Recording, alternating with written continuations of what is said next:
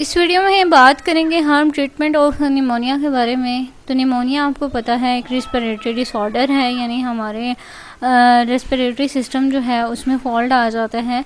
तो इसकी ट्रीटमेंट की अगर हम बात करें तो आप एंटीबायोटिक मेडिसिन यूज़ कर सकते हैं, उनके थ्रू हम इससे बच सकते हैं। इसके अलावा वैक्सीन जो हैं वो भी इसको निमोनिया से बचने के लिए यूज़ की जाती हैं।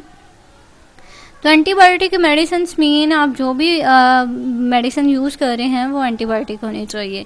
इसके अलावा वैक्सीन यूज़ होती है और अपने हैंड्स जो हैं उनको फ्रीक्वेंटली वॉश किया करें ताकि आप जर्म से बच सकें। इसके अलावा जब भी कोई आपको छींक आती है तो इसके लिए आप टिश्यू यूज़ करें या रुमाल यूज़ करें।